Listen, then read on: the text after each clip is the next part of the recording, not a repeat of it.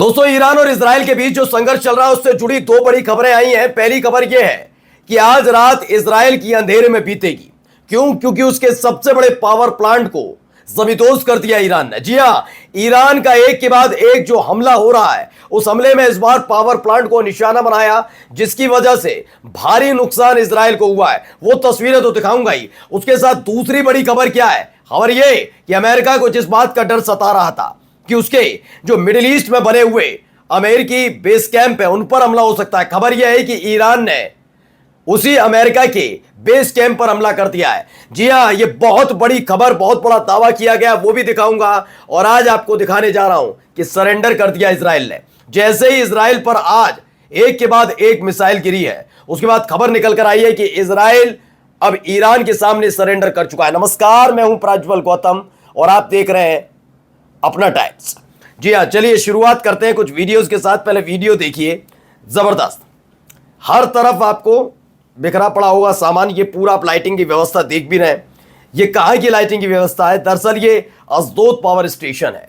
ये वो power station है जिससे कई इजराइल के कई शहरों को लाइट पहुंचती है। मैं ये नहीं कह रहा कि समूचा जैसे तेल अवीव है, हाइफा है, वो नहीं। ये अशदोद वाला जो पूरा इलाका है, यह आज अंधेरे में रहेगा। एक मिसाइल गिरी और गिरने के बाद सब कुछ बर्बाद हो गया। मैं पहले भी कई एक दो वीडियो में आपको बता चुका हूं कि इस तरह के हालात तकरीबन 20 महीने तक गजा के बने रहे। क्यों? क्योंकि हमास ने 7 अक्टूबर 2023 को पहला अटैक इजराइल पर किया था। उसे बताया गया आतंकवादी हमला। इजराइल ने अटैक करना था हमास पर, लेकिन उन्होंने छोटे बच्चे, गर्भवती महिलाएं, जी हां, प्रेग्नेंट वुमेन्स, जो बुजुर्ग हैं, बूढ़े बुजुर्ग, मरीज, किसी को नहीं बख्शा। सबको गाजर मूली की तरह काटते चले गए। गोलियां मारी, बम गिराए, खाने के लिए तड़पाया, पानी के लिए तड़पाया। जो मरीज थे उन्हें इलाज तक नहीं मिल पाया, दवाइयां नहीं थी, और तो और बिना बिजली के वो रहते थे।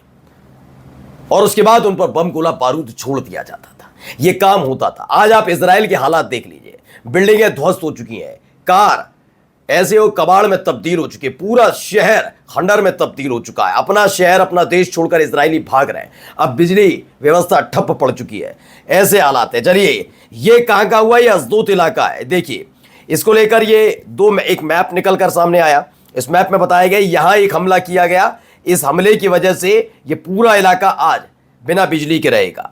ये बड़ी खबर है। Israel power station directly hit by Iranian missile in Ashdod. तो अशदोद में बड़ा हमला हुआ है। और इन सब के बीच एक बड़ी खबर आ गई। खबर क्या? ईरान ने अमेरिका के सैन्य अड्डे पर किया हमला, पहुंचाया भारी नुकसान। तो बड़ी खबर है, ईरान ने अमेरिका के सैन्य अड्डे पर बड़ा हमला कर दिया है।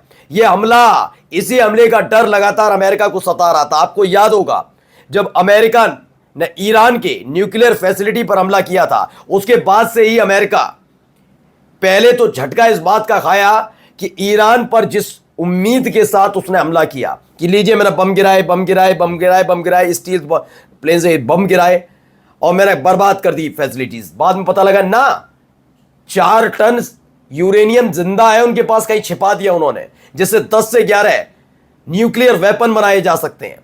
अब ईरान को लेकर अमेरिका का मुंह बन गया।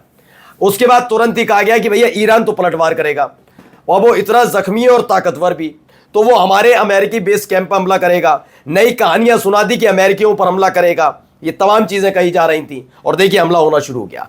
ईरान ने अमेरिका के सैन्य अड्डे पर हमला किया, पहुंचाया भारी नुकसान। ये खबर न्यूज 24 की निकल कर आई है सामने। चलिए अगली वीडियो में दिखाने जा रहा हूं कहां कहां कैसे कैसे हमले हो रहे हैं, जरा देखते चलिए। ये भी एक वीडियो निकल कर आई, मिश्रा अमरीश ने इसे ट्वीट किया। तेल अवीव की ये खबर है कि ईरान की मिसाइल ने सीधे तेल अवीव पर अटैक किया है। ऐसी कई तस्वीरें पहले भी निकलकर सामने आई हैं। इससे पहले आपको याद होगा कि इस तरह से जो हमले होते थे वो लड़ाका संगठन कर रहे थे। और लड़ाका संगठन जब इस तरह के हमले करते थे, जिसमें हिजबुल्ला भी था, जिसमें हूती लड़ाके, तो आज भी हमला कर दिया उन्होंने। आपके फिलिस्तीनी लड़ाके थे और तो जो हमास के लड़ाके हैं, ये हमला करते थे तो कई देश पीछे खड़े हो जाते थे कि नहीं नहीं, ये तो भाई लड़ाका संगठन, क्योंकि कई देश इन लड़ाका संगठन को जबरदस्ती आतंकी संगठन साबित करने पे तुले हुए हैं। जबकि मेरा मानना है कि हमास को आतंकी संगठन कहना उतना जायज इसलिए नहीं है क्योंकि इनकी जमीन पर इजरायलियों ने कब्जा किया और अपनी जमीन को छुड़वाने के लिए यह हमास संगठन लड़ रहा है। तो यह लड़ जो रहा है वो अपनी जमीन के लिए लड़ रहा है, ऐसा नहीं कि इजरायलियों की जमीन के लिए लड़ रहा है। इसलिए मैं इन्हें लड़ाका संगठन ही कहता हूं, मैं कभी इन्हें आतंकी संगठन मानता ही नहीं। क्यों मानूं भैया?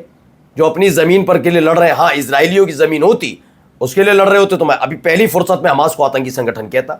लेकिन आतंकी संगठन तब होगा ना जब आप अपनी जमीन, ऐसे तो फिर हर देश के लिए उनके उनके स्वतंत्रता सेनानी ऐसी शब्दावली से बुलाया जाए, नहीं ना।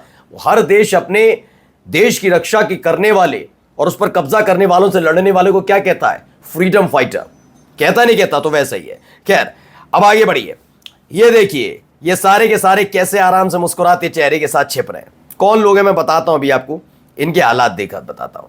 ये सारे के सारे हैं वहां के सांसद, ये है बेंजामिन नेतन्याहू के करीबी।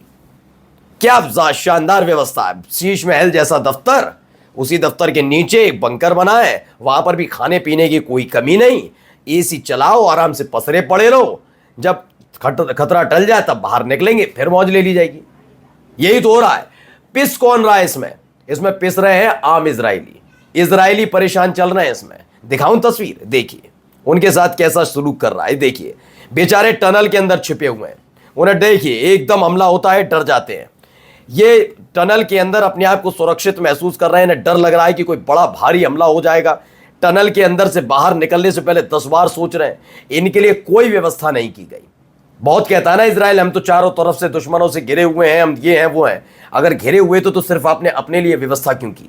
क्या आप इतने दिनों में आकलन नहीं कर पाए कि आपके देश की जनसंख्या कितनी है? आपको इस बात का इल्म नहीं था कि अगर आपका दुश्मन आप पर हमला करेगा तो आप तो सुरक्षित स्थान पर छिप जाएंगे, आपके अपने देश के नागरिक कहां छिपेंगे? देखिए कहां छिपना पड़ रहा है।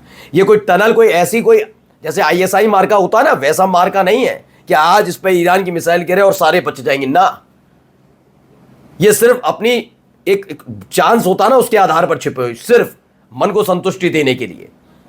बंकर क्या है? बंकर जो भी मैंने दिखाया, नेसेट, वहां की पार्लियामेंट है। जब हमारे इंडिया में पार्लियामेंट होती है, संसद होती है, ऐसे वहां की पार्लियामेंट को नेसेट कहते हैं। ऐसे वहां नेसेट के अंदर आराम से बंकर बना हुआ है जिसका बाल भी बांका नहीं हो सकता किसी का। मतलब सरकार का बाल बांका ना हो, इन अधिकारियों का बाल बांका ना हो। अब अपने देश के नागरिकों के साथ कैसे व्यवहार कर रहा है समझ लीजिए। और अब आइए बड़ी खबर, उमाशंकर सिंह हैं, पत्रकार हैं बड़े, उन्होंने वॉल स्ट्रीट जर्नल की रिपोर्ट बताई है। वॉल स्ट्रीट जर्नल जो है वो अमेरिका का एक बड़ा अखबार है। उसके मुताबिक इजराइल ईरान के साथ अपने संघर्ष को जल्द से जल्द समाप्त करना चाहता है, यानी कि इजराइल ईरान के सामने सरेंडर करने के लिए तैयार हो गया है। वो समझ गया है, पहला उसने ये समझ गया कि अमेरिका ने जो हमला किया वो खुशी मनाने के लिए ठीक है, लेकिन उसका कोई व्यापक असर नहीं पड़ा। इजराइल की जो न्यूक्लियर फैसिलिटी उसका कुछ नहीं बिगाड़ पाया अमेरिका, पहला। दूसरा वो समझ गया कि अब दोबारा हमला करने की अमेरिका की हिम्मत नहीं। अब तीसरी बात ये कि उसकी लड़ने की हिम्मत नहीं है। अभी पहले ही साबित हो गया कि ईरान के सामने इजराइल की हैसियत नहीं है कि अकेले अपने दम पर लड़कर ईरान को बर्बाद कर सके। हाँ, इजराइल जरूर बर्बाद हो गया है। जिस दिन ये संघर्ष थमेगा उस दिन आकलन लगाया जाएगा, और यकीन मानकर चलिए उस दिन जब आप आकलन लगाएंगे तो देखेंगे इजराइल में रहने लायक जगह तक नहीं बची है। नमस्कार।